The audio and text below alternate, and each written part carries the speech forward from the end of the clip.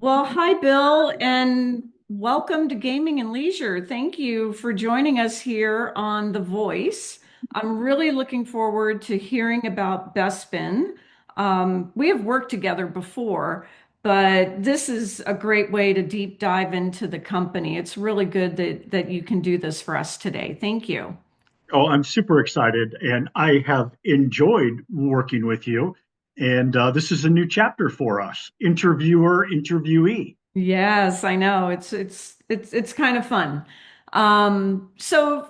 First order of business. Let's talk about Bespin a little bit. Can you give me some background on Bespin Global? Absolutely. Bespin will actually have its 10th anniversary this fall. We're based out of South Korea, Seoul specifically. There's a gentleman named Hanju Lee that was actually the founder of the company 10 years ago. And he is a serial entrepreneur uh, based out of Seoul. And he first founded, actually, while he was in school, he founded a company called Hostaway. And he turned that into a multi-million dollar opportunity. And I understand that it took so much of his time that he had to stop going to class. And he actually absconded with his dad's tuition money to further build Hostaway. And then out of his own pocket, he went back to school and repaid his dad, but actually sold Hostaway. And that became the seed money for Bespin several years later. And, we're about 1,300. We refer to ourselves as Bespineers. So we're 1,300 Bespineers. We manage across all the different CSPs, so cloud service providers, Mhm. so AWS, Google, Oracle, and Azure. So pick your cloud, and we're happy to follow along with you. Um, we are in 16 different offices across 10 different countries. Um, we have been in the US now for like 3.5 years. And so it's still a pretty new entity, and but growing very well. And we've decided that one of the markets that we really want to focus in on is the gaming market, um, and that is going well. We do, from a Bestman perspective, we do managed services, we do professional services. We spend a lot of time in and around AI, and so we've got a really interesting business. I'm quite proud of the work that we do. Well, I know positively, for sure that you hit the gaming market with a bang, especially in the digital side of sports betting. So, congratulations and welcome to the gaming industry. Yeah, no, thank Um, you. I appreciate it. It's exciting stuff, and we just keep getting in further and further and further. And I actually had a conversation with Sonny Kim just this morning, and he's very excited about the relationship with gaming and leisure. He's super excited about the golf tournament in October, oh and yes, the roundtable. I can't guarantee that there won't be a side bet there between boss and employee. And so yeah, this is very exciting for us. Well, that's fantastic. I want to ask a little bit about you. But first, for our listeners out there, Bespin is an unusual name. Where did that come from? Somehow I knew that this would come. So I am um, I'm not a Star Wars aficionado, but I did You my mean you research. didn't stand in line in the 70s like the rest of Oh, us? no, no, no, no. But I've seen a number of the movies in the franchise, but I don't think I've seen them all. But the Bespin first appeared in the 1980s I'm looking at it here. That's why I'm kind of looking off to the side. Star Wars Episode 5, The Empire Strikes Back. Hmm. And so Bespin is a planet in the franchise, and it's rich with minerals and gases and stuff like that. And so Hanju Lee, who was a fan of the franchise, uh, thinking that Bespin was special as well, and that there would be opportunities to continue to mine the company, decided that he would call it Bespin Global. And so, yeah, that's where the name comes from. Is it's an homage to the Star Wars franchise. The Star Wars franchise. Well, we won't let Disney know. Exactly, exactly. So tell me a little bit about yourself. Yeah, gosh. So have been doing this for 30 years. Cut my teeth in technology back in the early 90s as I was working on my graduate degree, and actually had to write my thesis. And so I wrote about the idea of the ARPANET, which was owned by the Department of Defense at the time. And they were actually handing it over and making it a public entity. And so this goes back to Al Gore's information superhighway. They didn't even call it the internet then. It was No, the they didn't. information superhighway.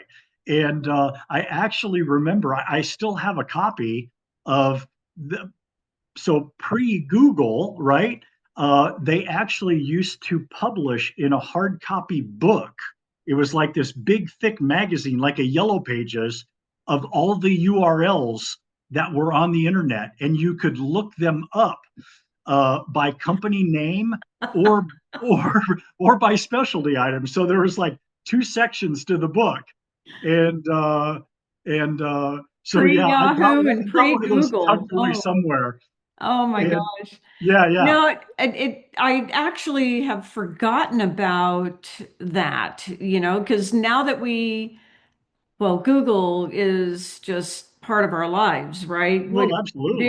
do? It's a verb, it's an adjective. You Google it. Yes. And before that, it was Yahoo. Yeah. So yeah, That's yeah. and before that, it was CompuServe. Oh my gosh. Yes. Yeah. Does that take you back? Whoosh. There's I a think there's going to fly be back in some time, right? people listening to this going, "Oh my Lord." Oh, you know what they're saying is, oh my Lord, these two people are old. But we look good. Anyway, so fast forward, you finished up my degree, finished up my thesis, decided that if I could build a 30 or 35-year career in technology as a seller or a marketer, I would, always have I would always have a job. And so, I've spent time at small internet startups. I spent a number of years at EMC. EMC was bought by Dell. I spent between those two, I spent a dozen years there. I have worked at AWS for a number of years. Had the entrepreneurial bug, and I launched my own AI business for 3 years, and decided that once my business partner there decided to go do something else, he got the calling and a much bigger salary than what we could pay, and so he left, and I decided I didn't want to be a one owner business. One man And band. yeah, and I got contacted by Bespin Recruiter, and we put together a very nice deal, and I was super excited with that. So back in January, I started off with Bespin, and I'm having a blast here. It's a lot of fun. It taps all my skills, everything from being a seller to being a manager to doing partnerships to I love writing articles and doing marketing. And so Bespin affords me the opportunity to fulfill all those little niches of mine. That's fantastic. Well, like I said before, welcome to the community. You're going to love this gaming and leisure community. And, the people are across the world, really. It's a global community. We have folks coming in from Australia sometimes. So Wow. we're pretty excited to have you on board. Well, thank you very Um, much. we're going to take just a second here. We need to have a word from our sponsor, Agilicis.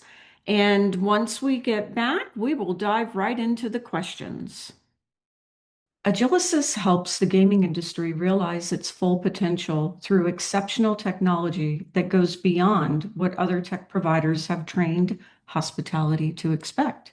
We built our state-of-the-art hospitality-focused software for continuous innovation, industry-leading data sharing, maximum flexibility for best-of-breed performance, and smooth ecosystem integration, and an always learning guest profile engine so you can create personal experiences.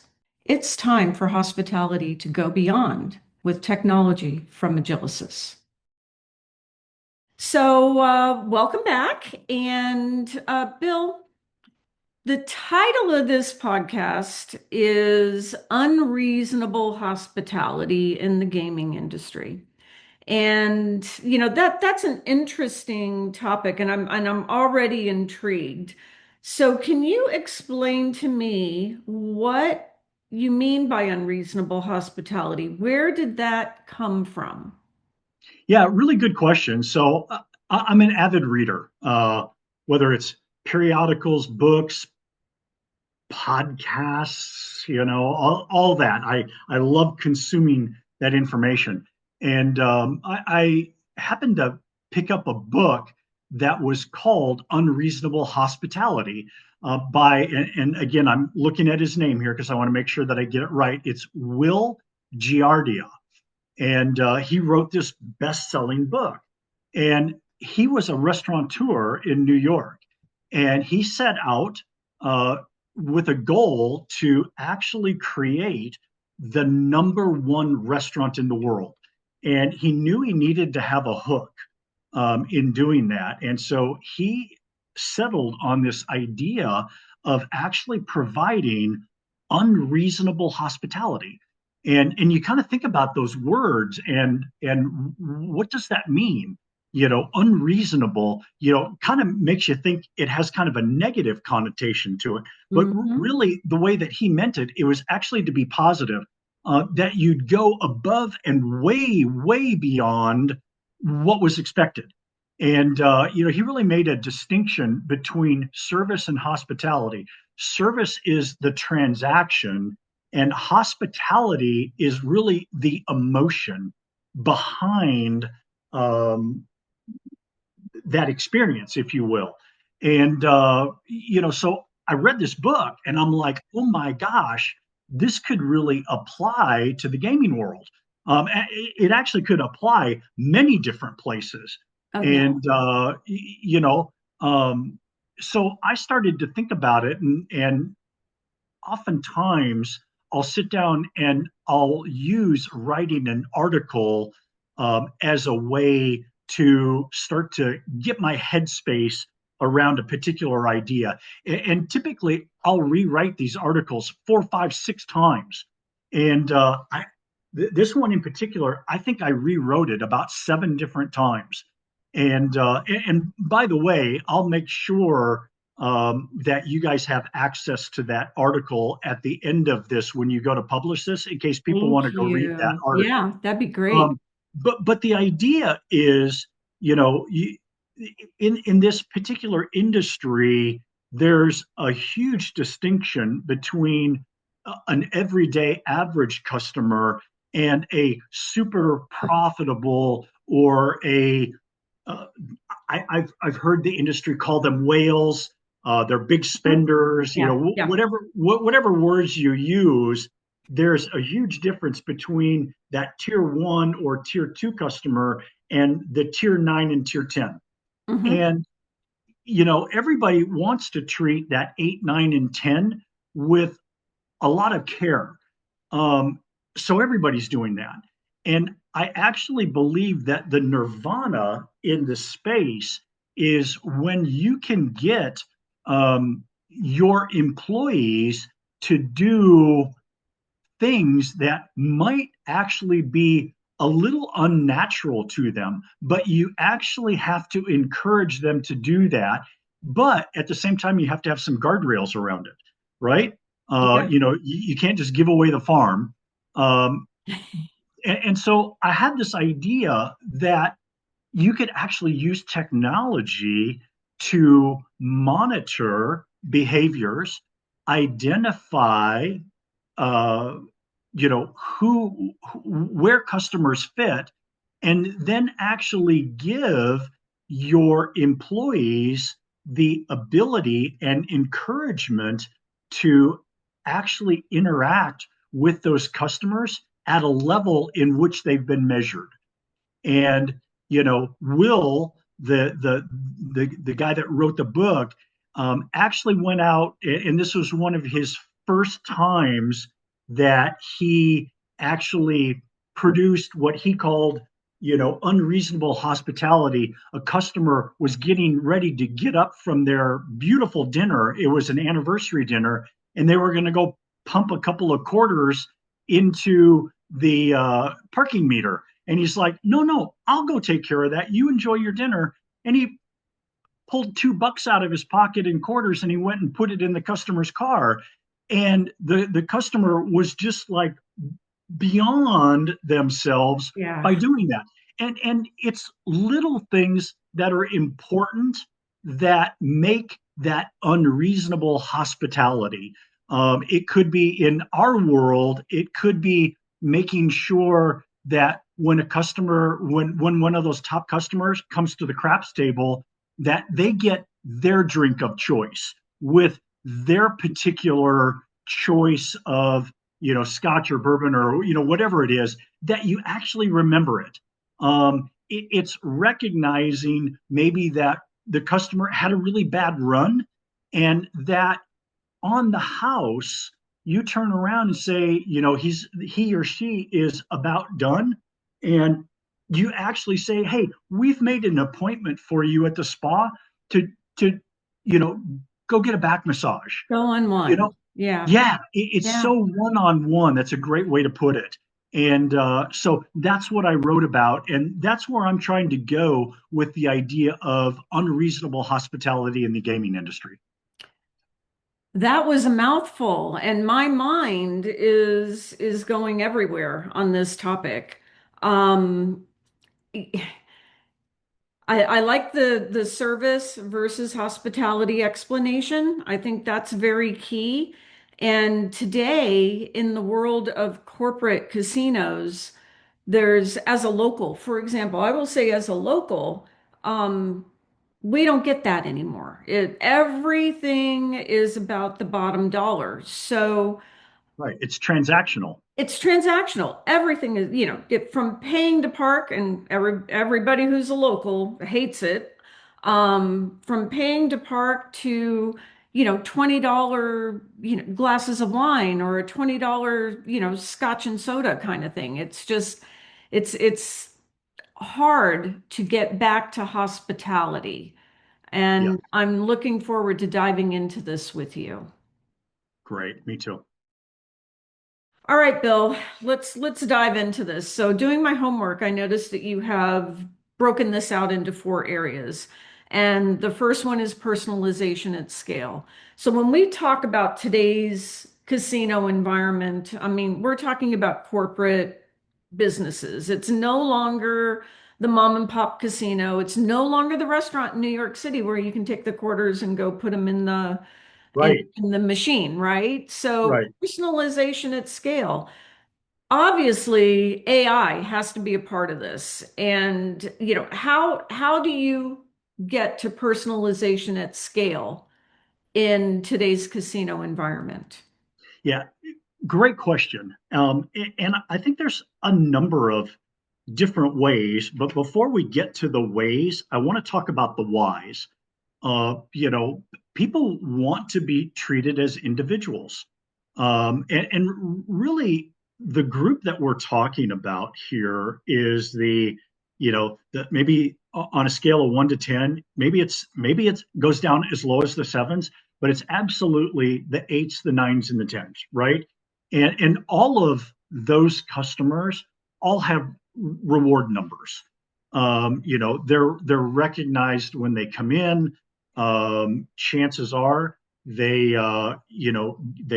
check in at a table, they check in at a machine, Yep. with their reward card. Well, that information is available, and having access to that information, and we'll talk about what real time means here in a minute, but we absolutely have to get to the point where we really use that data.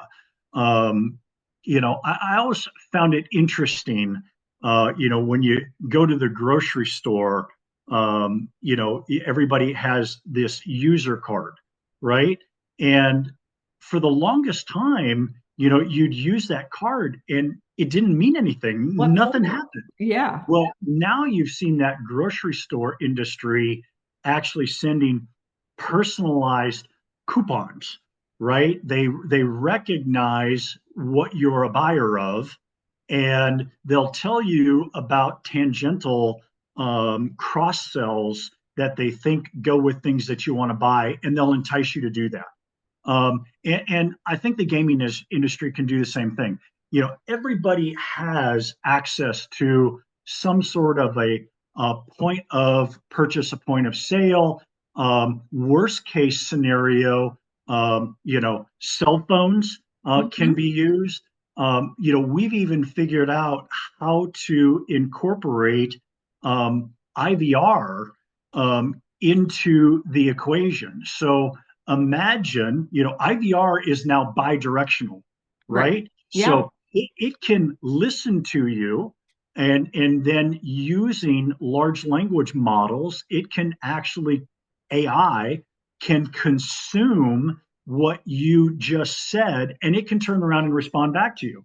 So imagine a housekeeper going into a room. They recognize, because they have their sheet that tells them who the guest is, and they can actually see that this is a top 10 customer. They could turn around and use the phone that's beside the bed. They could dial 777 and put in the guest code, and they could literally get a rundown through an AI um, through an AI agent what that customer likes. Do they like fluffy pillows? Do they like hard pillows? Do they want a bottle of Jack Daniels, on the, not the bedside table, obviously, but, in the room? Do they like to have ice in the room all the time? You could get those sorts of things, and that's real time information that is going to kind of surprise and please that guest. Now, you obviously can't do that for every guest, but when the system tells you that you've got one of your top tier guests, that's where that personalized service comes in. And there's many different ways that you could actually give that information to your employees. It could be done at point of sale at the restaurant. The one that's toughest is probably a gaming table. Oh, yeah. But Yeah.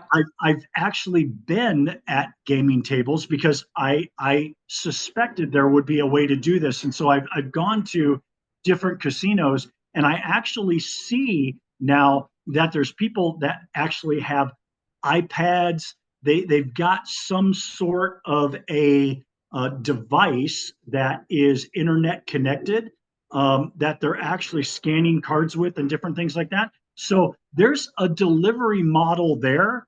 And now it comes down to actually consuming that information, actually getting it into the right format so that AI, whether it's AWS Bedrock or GCP Vertex could actually consume that data, and then based on rules that you build and the agentic AI LLM model that you choose to use or that we might recommend, um, actually giving you a response and making recommendations in real time based on guest behaviors. That's a reality today, and we're moving customers towards it little bit at a time. Nobody's Yes. nobody's made the ultimate purchase and said, "Okay, Bill, we'll take the whole thing." That hasn't happened yet. But we certainly have customers that are biting off pieces and parts of it and starting to look at a bigger solution because they recognize in order to be competitive in this highly competitive space, they're going to have to do things differently. Definitely going to have to do things differently. There's tons of challenges around bringing that into the casino, but I can see the potential. And when you think big and personalization at scale, thinking big, you have to use AI. You have to somehow, if it's running through your arrival list and running that up against the large language model and having it say, of the 250 arrivals that are coming in, we need to zero in on these 10 people because, they're somebody. Right. It's pretty exciting. That's exciting stuff. Well, and I'm I think intrigued. I'm sorry to interrupt. The personalization goes beyond the gambler. We Yes. know that gamblers bring families and spouses or significant others. And can you even imagine showing up to a gaming table and you put your chips down and they bring me my Macallan and they turn around and they literally ask me, hey, we recognize when you checked in that you were with so and so. Do they have plans for the day, or can we reach out to your significant other and can we help them get the plans that they want so that they have a satisfying trip as well? Can we help them get a personal shopper? Those sorts of things Those are a things, yeah. reality today. They definitely are. And, that's my dream to one day go to a hotel, an event, and I want to be the plus one. Absolutely. I can't wait. Yes, absolutely. Oh, goodness. All right, we'll take a break. So, Bill, moving into the next breakdown of unreasonable hospitality, you have empowering the frontline staff as the next major, I don't want to call it a hurdle, but it's really making sure that the frontline staff has what they need to create this unreasonable hospitality. And what kind of tools are you thinking of for this? And how do the casinos empower and enable their frontline staff to be able to deliver this Right. unreasonable hospitality?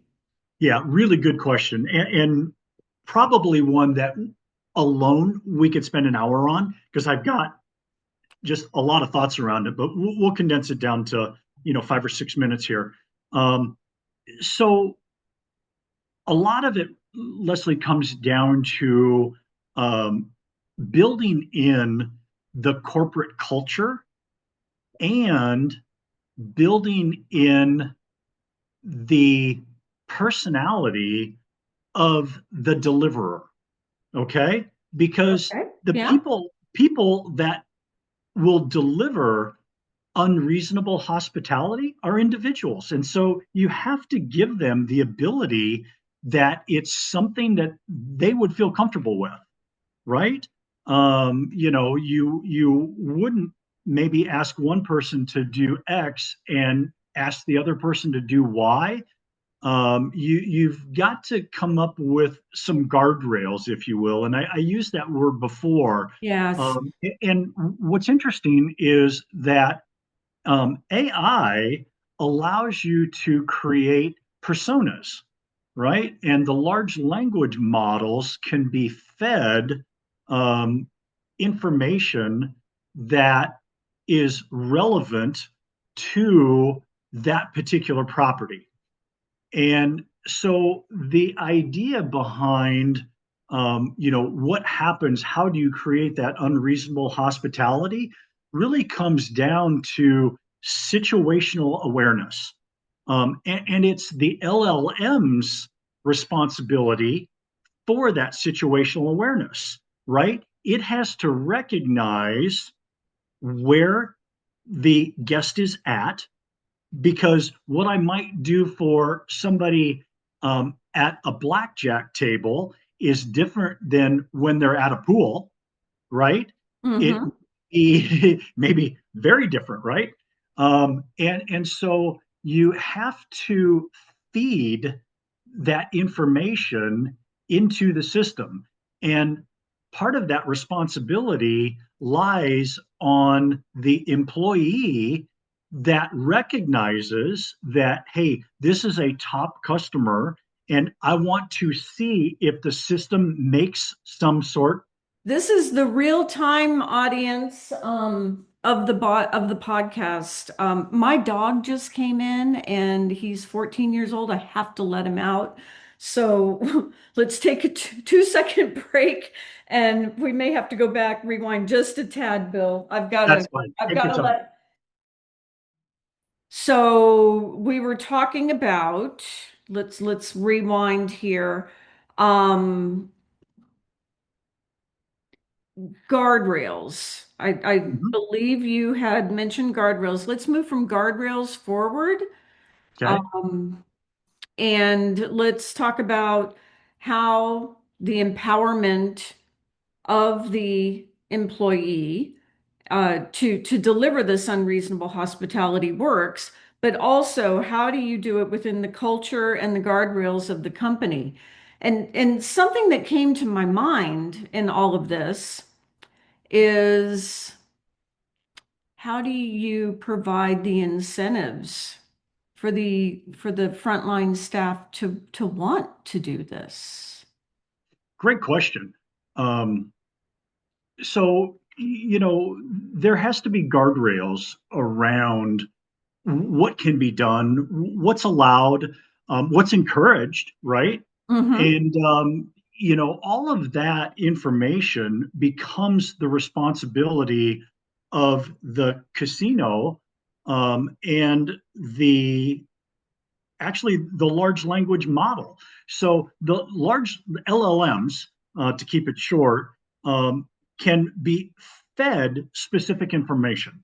So you can actually create personas, inside of an LLM, Yes. and you can actually feed, information into the system, and that information then helps the system understand.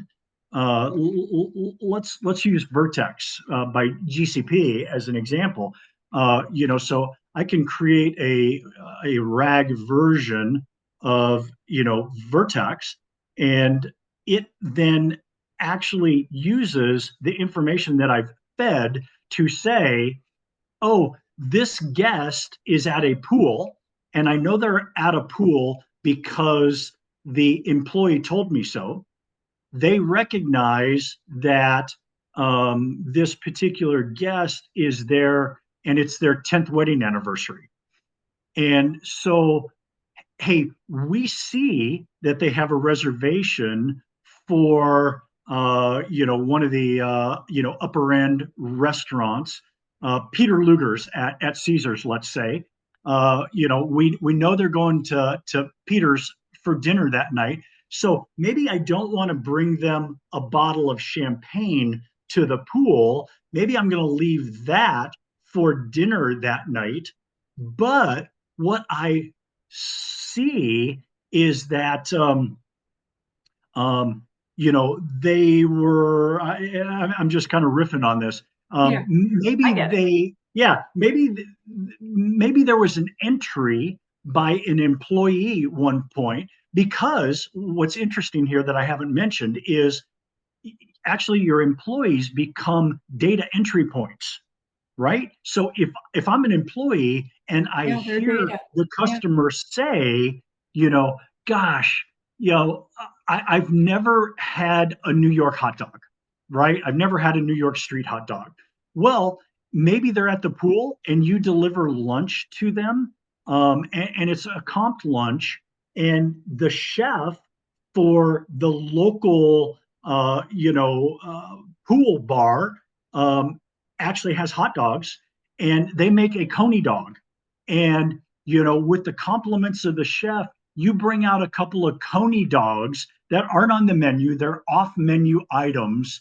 And the guest is like, oh my God, how did you know I've never had one of these? And I've always wanted one of these, right? exactly. That's the Yeah. sort of thing that, with the right guardrails and the right data, both continuously put into the system and put against that customer or that guest's ID, their rewards ID, the Mm-hmm. system starts to understand that information and it looks for opportunities to use that. It also recognizes, and this is where it gets super cool, it recognizes the cost of these special events.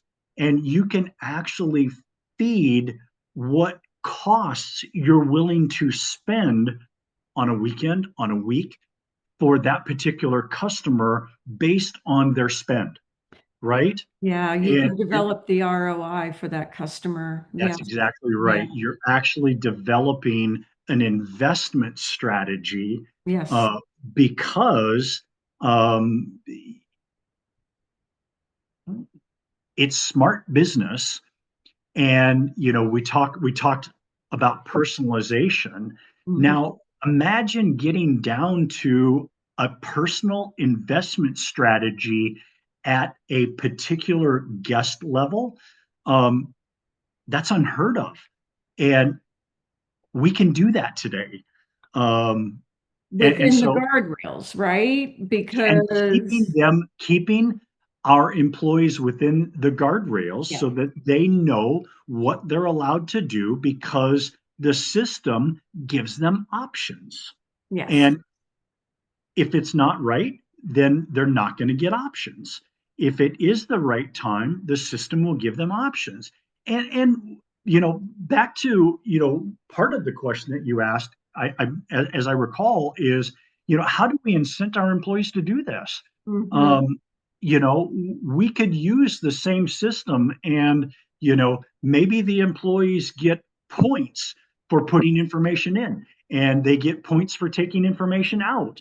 right, And the more active employees get more points, and maybe points equal, a stay at the hotel.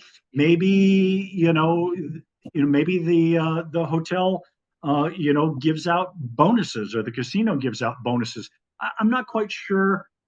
I think that's personalized to the casino and what they're willing to do, but the capability to keep track of that and help the payroll system or the HR right. department know what's going on, that's completely capable today. That's what's amazing about AI. A lot of people are afraid of it, but I think harnessed the right way, we can totally change the way business is done.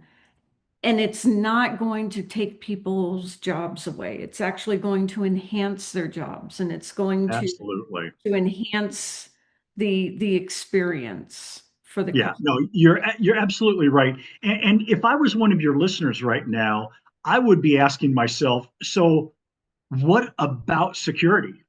And because that's a big thing. You can spoof systems, right? Yeah. And so there has to be that security. And that's one of the reasons that Bespin is really doubling down on our security practice within the AI vertical. And we're actually using AI to track security and the potential breaches that take place. You can get at 80 to 90% um, accountability and actually remediation using AI against AI in a security environment. And so we're actually building that practice as we speak. And that is just incredibly exciting to me. And I think others are going to do the same, Yes. Yeah. but that's what it's going to take, It is is. because It you is. have Oh my to gosh. answer that security question. And, if you're going to be an AI seller, you've got to understand the security precautions that are going to take place. Because I mean, it's like giving somebody a Ferrari with jet fuel. um, it's going to go fast down the highway, and you've got to make sure that somebody knows how to handle that car. You're so right. You are so right. My neighbor has a Ferrari, and he's like, I can't get the thing out of second gear because it goes 80 in second gear. He's like, I don't know. But anyway, we'll not digress on Ferraris. Um, and AI against AI, Clone Wars, here we come. But Oh, absolutely, right. but until then, but that's how fast this environment is moving, it really is that is. you have to eat your own dog food in order to stay ahead of the technology. And You that's what really we're doing at do. Bestman. You really do. And I've seen Bespin do it. So kudos to Bespin. Thank you. On that note, let's have a word from our sponsor, Bpose, and we will be right back. Thanks, Bill. With over 50 years global experience, BPOS delivers comprehensive point of sale solutions tailored for casinos, powered by a robust enterprise platform with all the integrations you need, from player rewards, PMS, and camera systems to business intelligence and more.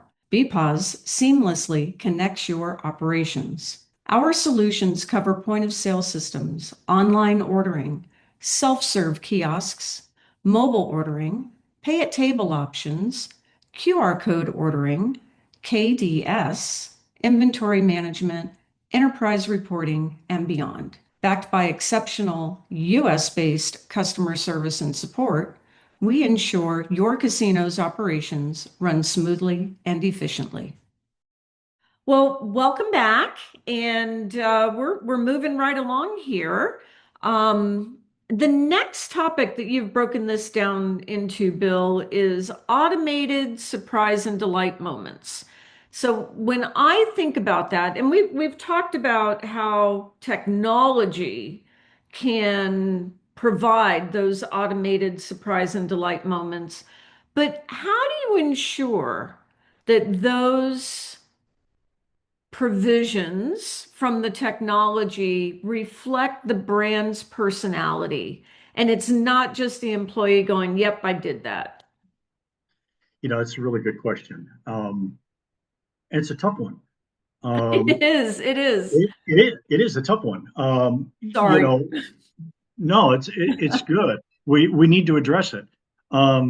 Because you'll have employees, everyone will, that just want to check the box, right? And so what the casino has to do, and what a provider like myself has to do, is we have to make sure that we build an end-to-end program. And that's part of the process, is understanding what the rewards are, because rewards, or surprises and delights for one casino may be different than another, right? Um, and that could be based on personality. It could be based on size. It could be based on the spend.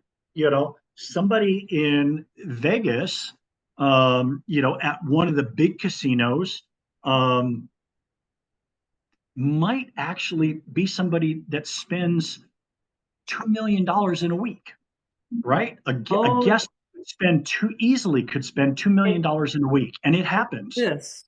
They definitely exist. Yeah, And I don't mean absolutely. to interrupt you, but I'm thinking about the highbrow casinos. Mhm. I can't name them, but I had one, in my territory prior. The personality of that brand is so important. They want to maintain their Michelin rating, but they also want to be able to automate and they want to be able to delight and surprise. So yeah, Right, those right. are tough questions. Yeah, it is, and you have to take your kind of your best shot, right? But then you can actually use feedback loops, right? And a feedback loop could be as simple as the host or hostess, or the housekeeper, comes back to the room the next day, and maybe there's $100 bill on the bed. They should turn around and not report that they got $100 bill, but they should tell the system that they got a thumbs up, right? They've Yeah, got a yeah, yeah. positive response That's to great. that, right? And the system can actually register that sort of information. So feedback loops are important.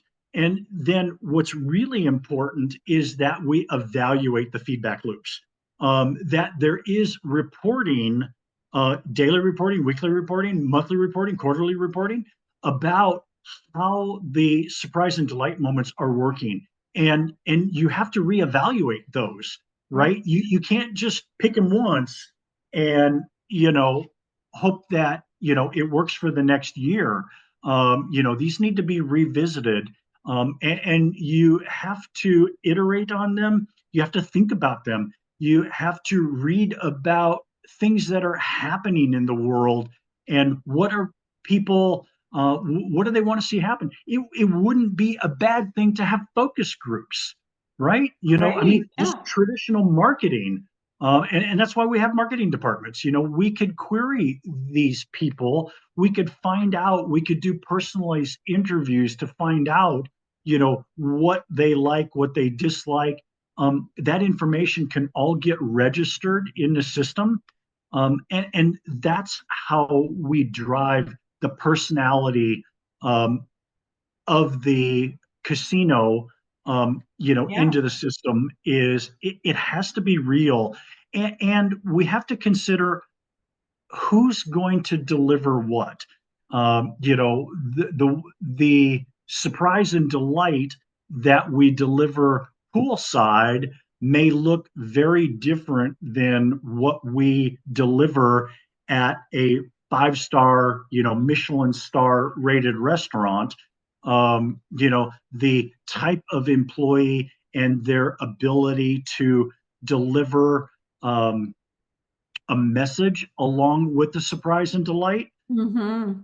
could be very different. They have the ability to maybe stand tableside and explain why they're doing this and mention that we recognize that it's a 10th anniversary versus, hey, we know that when make it back to your room, you like to have ice, in the ice bucket. Right. Two very different things, but equally as important. And Really is important. Yes, yeah, they really are. And and ice is a very inexpensive way to wow a guest absolutely, if absolutely. that's what they like. And Yeah. there's all sorts of people. You could use, the bus personnel, to go in and put in ice. There's just so many things that we could do. We could find out by somebody literally going to, one of the sundry shops, and they buy a couple of Snickers bars. We now know we've got a guest that likes Snicker bars. Yeah. And that information could be fed into the system. They could, go to, a cigar bar, and we learn what kind of cigar they like and maybe what cognac they like. It's all about making sure that this information gets into the system, and then you can report on that, and we can see then what sort of information that we have about our guests, not on necessarily an individual basis, but on an aggregated basis. Mhm. And then we can make decisions around what sort of surprise and please moments we want to encourage and what we're able to do at a price point that maintains our return on investment. Um, And and, and, the and casino's brand, right? It's Absolutely, yeah, exactly. That's a great finishing statement, and stays within the casino's brand. exactly. I love it. It's not easy. I can tell you that right now. Oh, this is not an easy button. Anybody that's listening to this, this is not an easy button. You are not getting this from the Staples store. This is a big effort, but we believe that the payoff is huge, because what we do know is that big spenders talk to big spenders. They belong to the same clubs. There's a club out of New York City called Ned's, and there's something like 45,000 um, customers, if you will, and it's this very private, shishi, bougie club that you belong to that costs you like 50 grand to belong to, but it's a concierge club, right? And we know that through research that those people that are members there, they talk to one another, they're friends with one another. And if they determine that one of these casinos or two of these casinos are providing this new level of service, guess where they're going to go? Yeah, they And, talk. and those dollars do migrate. Yes, they do. Well, that's fantastic. I love this topic, and it's something I've lived my entire career. Um, it's good to see that the technology is finally catching up with the dream. It is. It is. All right, we'll take a break.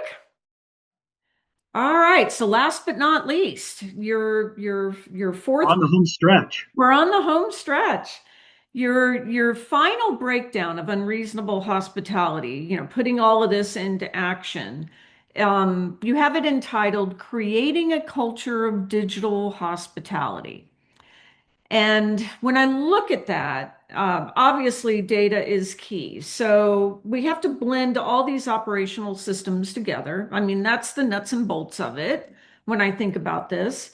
And that data has to support the employees so that they can make an emotionally intelligent decision or an emotionally intelligent engagement with the customer so that they're not an automaton, so to speak. Yes. So I think my question is when we pull all of this data together and it's all there, how do you ensure that this technology feels natural? That's a good that this is really key, right? So this is like the last mile question in telephony. You can have all the fiber running down the edge of the railroad tracks that you want, but if you've got one twisted copper pair that makes it to the top of the house, it doesn't matter how much bandwidth you deliver to that pole, right? Right. And so the employee is, in this metaphor, is that last mile. And believe me, you can't pull this off without training. Okay. This is going to take education, it's going to take training, and we're going to fall back on guardrails. So um, I believe that one, employees will self select into comfort zones, right? Yeah, And I definitely. think that there should be options. So maybe, maybe when there's an opportunity with a big spender to deliver, some sort of a reward, that the employee has the ability to select one of three different items. They get their choice of A, B, or C. And they're immediately going to pick whichever one they're most comfortable with. And I Uh-huh. believe Yeah, that emotionally intelligent employees, which I think most are going to have some sort of situational awareness. And it's going to be that combination of emotional intelligence, so EQ, their emotional quotient, along with their situational awareness, that's going to help them pick the selection or the option that best fits the current situation. Now, they're not going to necessarily understand that without training.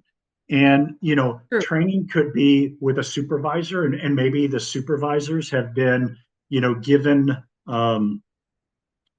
more training, and it trickles down.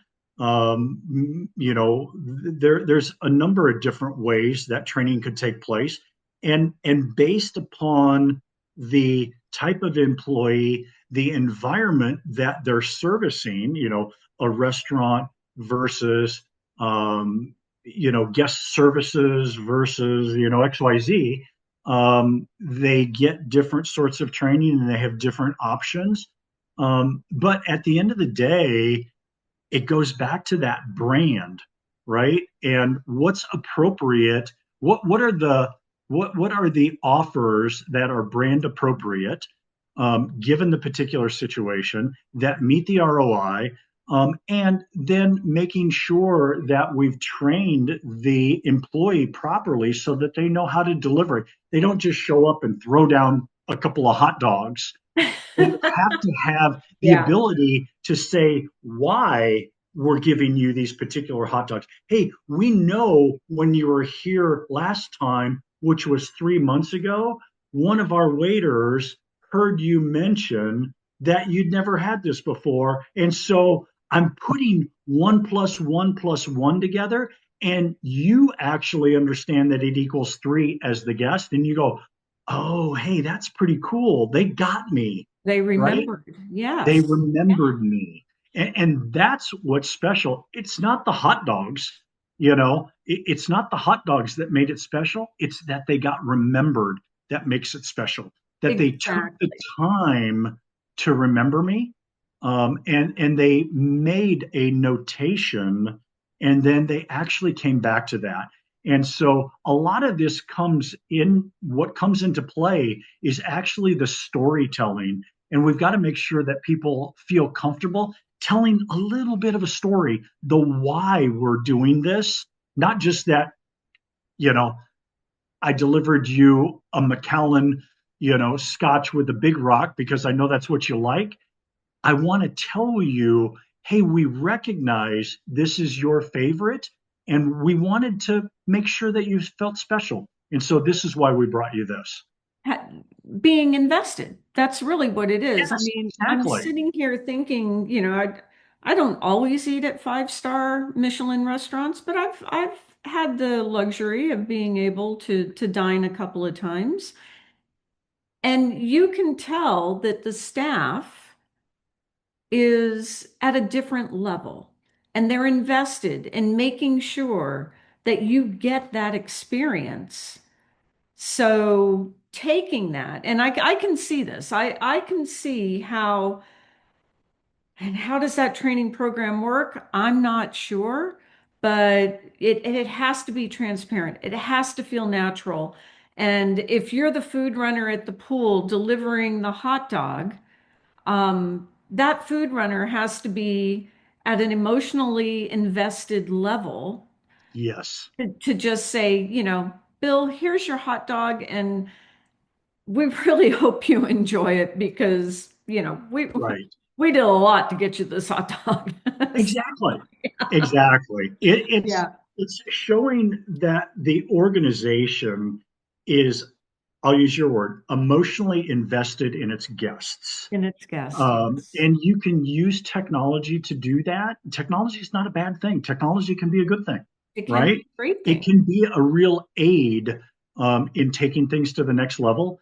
You just have to make sure that you know how to use it correctly, and you can ease your way in to this sort of an environment. It doesn't have to be all or nothing. You could pick out a customer segment and try it with a customer segment. Maybe you don't even want to try it with your biggest spenders. Maybe you want to try it with, somebody that's an 8, not a 9 or a 10, where the Yes. where the risk of losing a customer isn't as great and the cost of losing a customer isn't as great. So maybe you start a little further down on the food chain and you practice it a little bit. Um, That's a I think there's great, a number of ways of implementing this sort of a program, but it's all about the feedback loop. It's about making sure that the people that delivered the reward provide the feedback into the system so that you get the thumbs up, you get the thumbs down, right? It's putting new information into the system and making sure that that feedback can be given by the employees in a meaningful way that's easy for them. It's not cumbersome. And then it's making sure that as a management team, you're constantly reviewing this yes. to make sure that it's working and having the willingness to tweak it a little bit. I see a whole new like job description being created Oh, absolutely. to This is, manage this. you Yes. know, people are worried about AI taking jobs. I, I Mm, couldn't disagree further. AI is going to change jobs and it's going to create jobs that exactly. don't exist today. Exactly. Just like robots in factories do the mundane stuff so that you can be freed up to do the more important things besides the mundane stuff. Absolutely. Same thing. AI is the new robot and, let it sort through all of that data. Let it provide you Absolutely. It's the what it does. exactly. It's what it does. Well, Bill, this has been great. I'm looking forward to seeing you guys at the round table. This will be your first round table, Oh, it so is. Oh, we're super excited. I it's a lot of And on fun. a side note, I'm on my 11th golf lesson so that Okay. I don't embarrass my boss. And, I'll be, by the time we get to October, I'll be at 20 plus, Lessons, great. lessons, and I'll have had a number of rounds by then. And so I'm really looking forward to the golf. I'm looking forward to the round table. Really looking forward to seeing you again, Leslie. And I know Jeannie, you're out there. Yeah. Looking forward to seeing you as well. And all of your listeners, it's going to be great. We're so looking forward to being a part of this going forward. Well, the good news is the golf tournament is a scramble, so you'll be fine. Oh, see, I didn't even know that. I thought it was match play. Nope, it's a scramble, so you're going to enjoy it. Again, thank you. I really enjoyed diving into this unreasonable hospitality. I love the title.